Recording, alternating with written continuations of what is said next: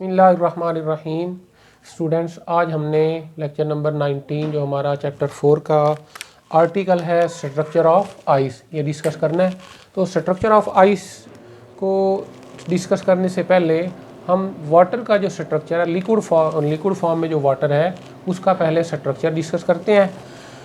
Liquid water जो है उसको लिक्विड वाटर H2O फार्मूला है।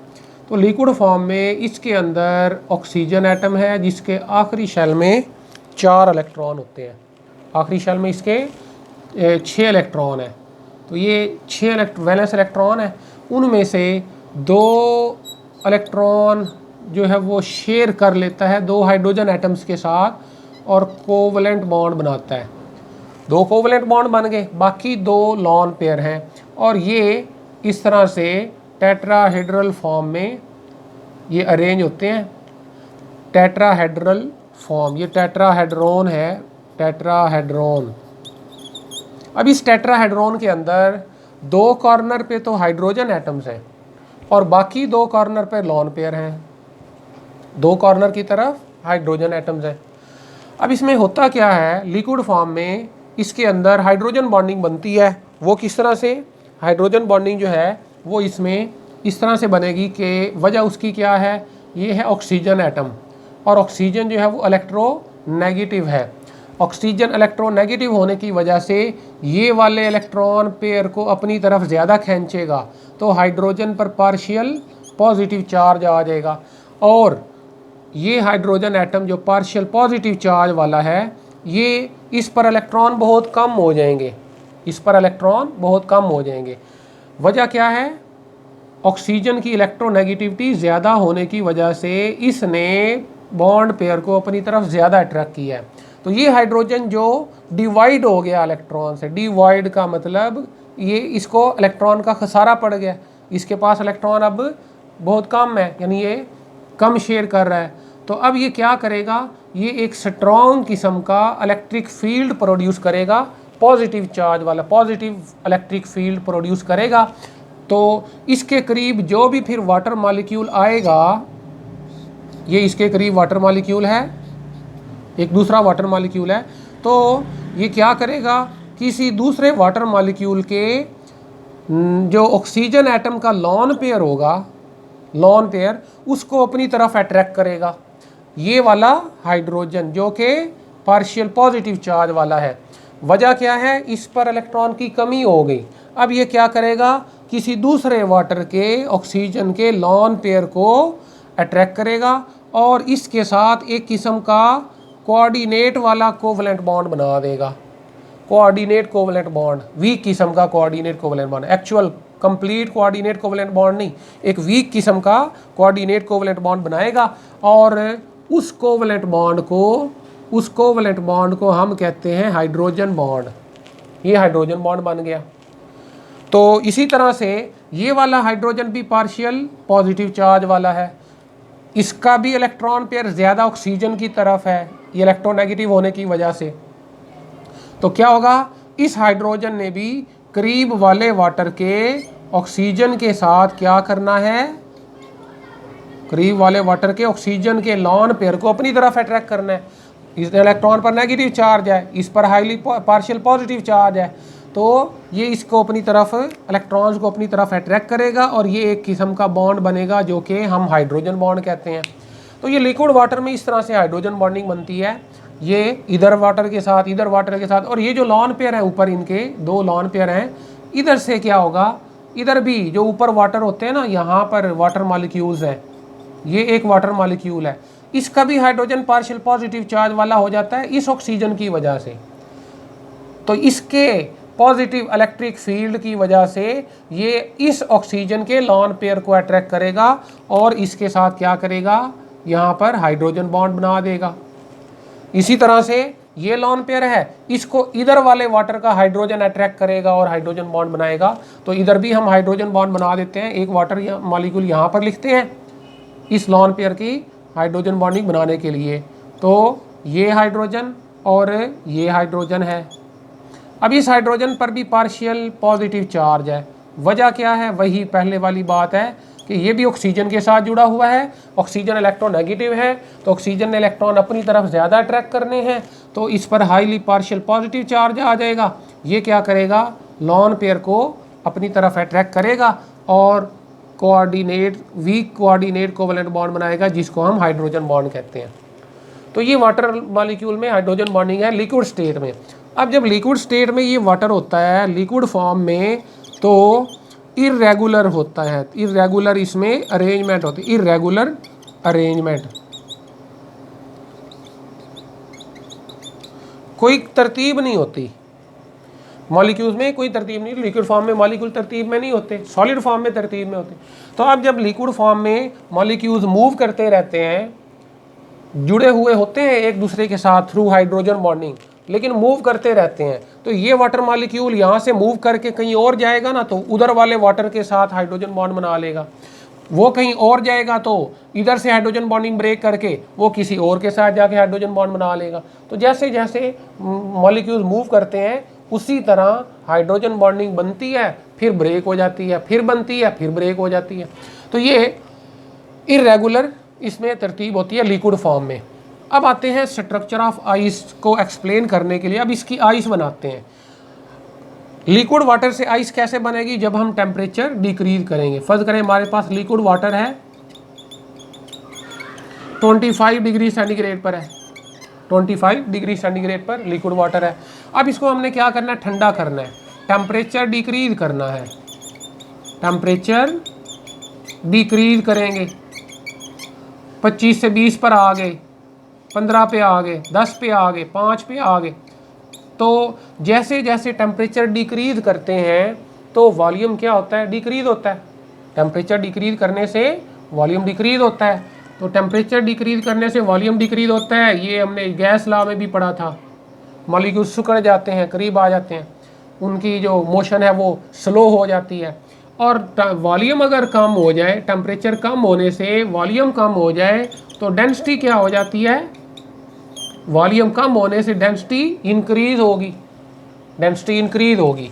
तो यहाँ टेम्परेचर डिक्रीज हो रहा है तो डेंसिटी इंक्रीज हो रही है, इंक्रीज हो रही है up to 4 degree centigrade. 4 degree centigrade तक ठंडा करते करते यहाँ तक डेंसिटी क्या हो रही है, बढ़ रही है।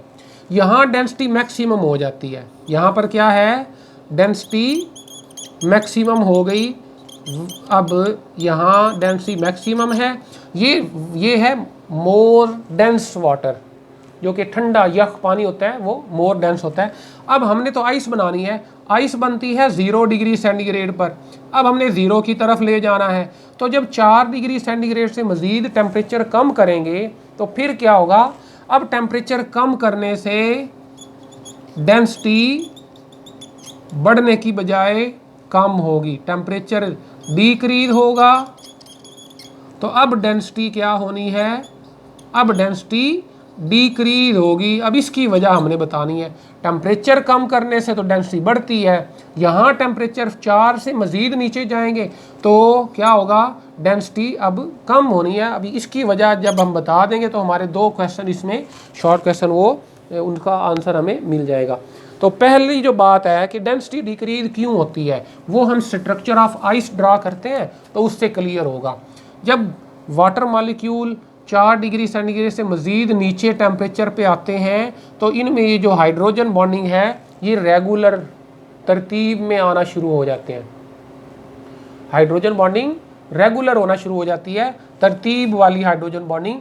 और फिर 0 डिग्री सेंटीग्रेड पे वो आइस बन जाती है, वाटर मॉलिक्यूल वो फिक्स हो जाते हैं। अब वो मूव नहीं करेंगे, अब तरतीब में होंगे और मूव भी नहीं करेंगे। हाइड्रोजन बॉन्डिंग जो बन गई वो बनी रहेगी, अब मज़ीद वो ब्रेक वगैरह नहीं होगी या मूवमेंट मॉलिक्यूल्स की नहीं होगी, अब वो फिक्स हो जाएंगे। तो वो स्ट्रक्चर किस तरह का होगा, ये हम बना रहे हैं वाटर मॉलिक्यूल, ये ऑक्सीजन है, दूसरा ऑक्सीजन हम यहाँ लिख रहे हैं, तीसरा ऑक्सीजन यहाँ लिख रहे हैं, चौथा यहाँ लिखा, पांचवा इधर और छठा ये। मैंने ये हेक्सागोन बनाई है, हेक्सागोनल अरेंजमेंट में मैंने ऑक्सीजन एटम्स लिखे हैं।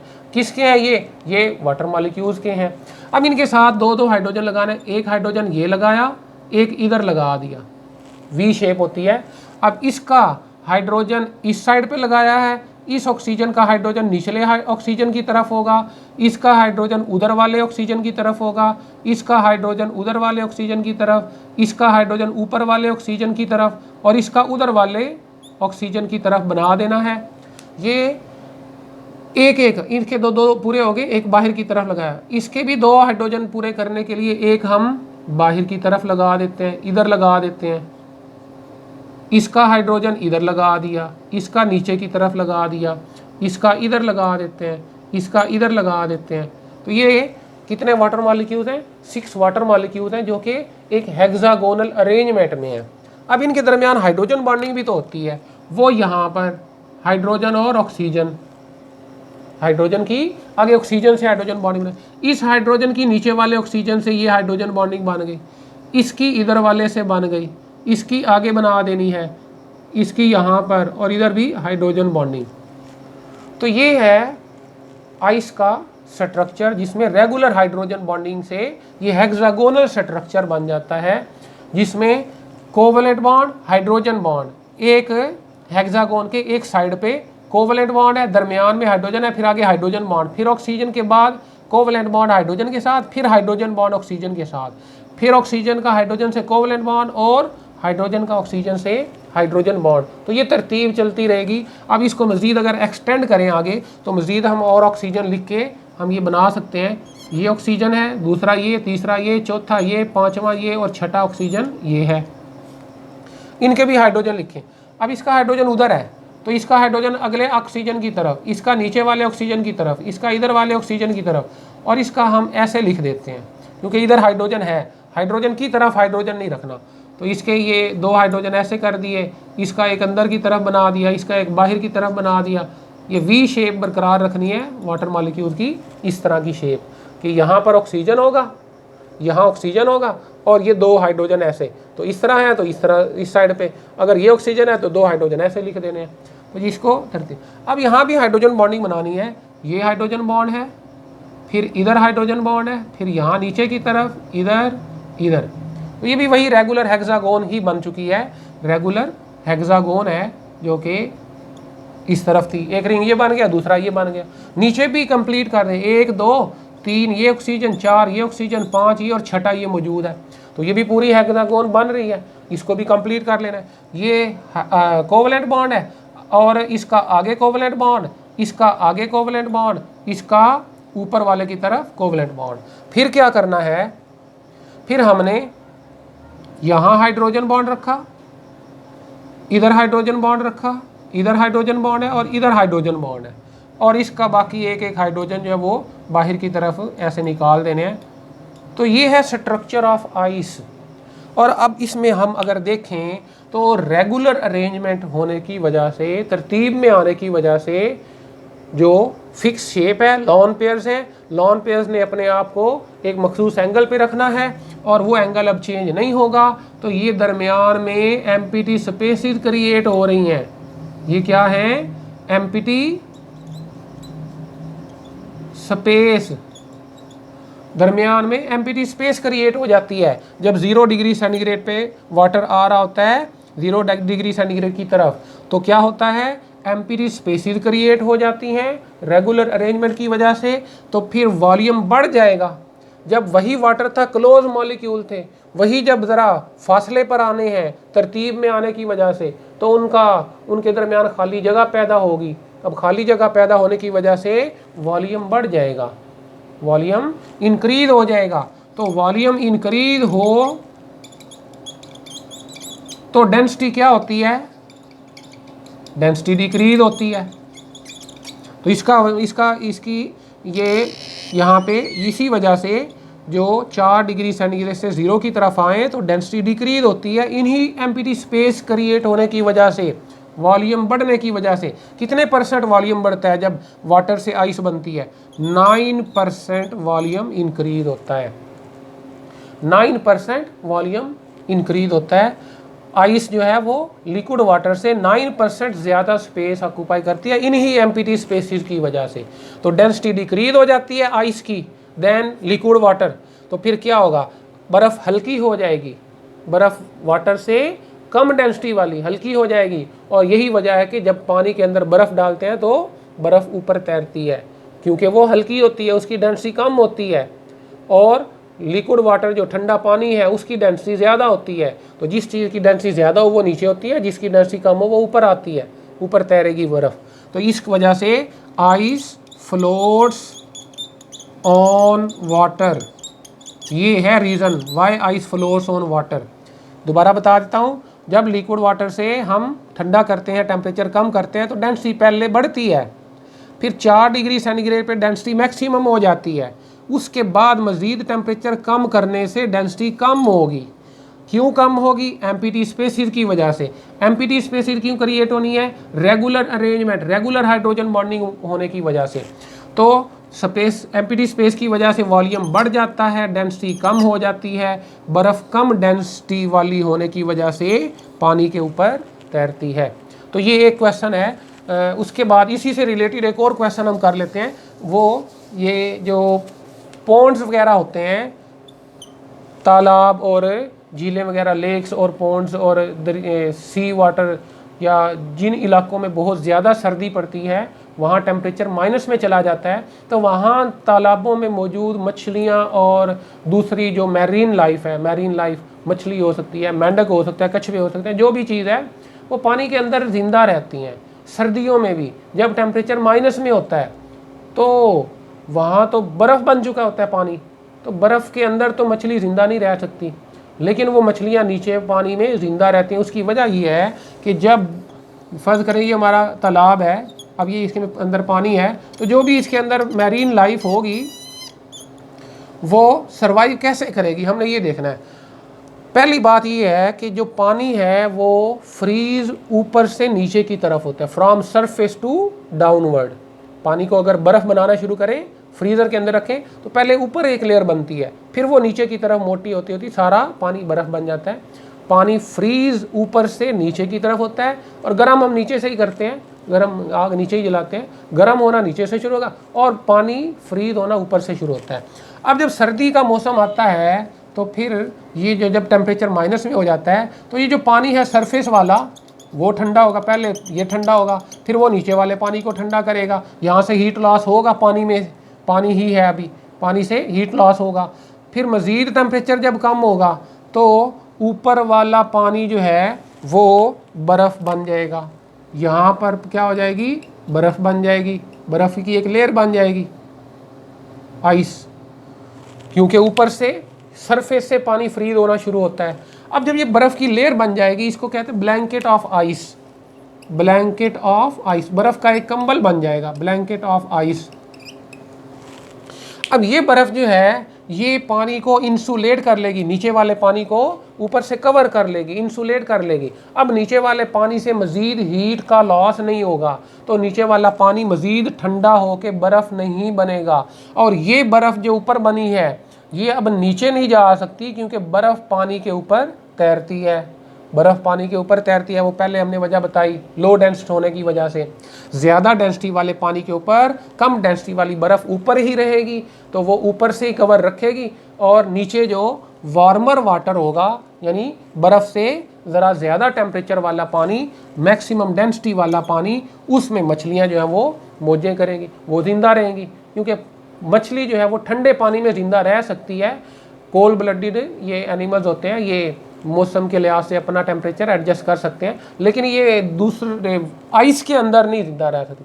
तो आइस बनी ही नहीं, आइस सिर्फ सरफेस पे बनी है, नीचे वाला पानी वैसे ही रहेगा, तो मैरीन लाइफ फिर सर्वाइव करेगी फॉर मंथ्स। तो ये था हमारा आज का आर्टिकल, स्ट्रक्चर ऑफ आइस हमने एक्सप्लेन किया। इसमें 2 शॉर्ट क्वेश्चन जो हमने डिस्कस किए हैं, why ice floats on water, पहला शॉर्ट क्वेश्चन था, उसमें वो लो डेंसिटी वाला बताना है सारा स्ट्रक्चर, और दूसरा जो शॉर्ट क्वेश्चन है उसमें how marine life survive under the blanket of ice for months in garden, ponds and lakes. ये हमारा आर्टिकल आज का कंप्लीट हुआ। नेक्स्ट लेक्चर हमने बायोलॉजिकल कंपाउंड्स के अंदर हाइड्रोजन बॉन्डिंग की एप्लीकेशन करनी है।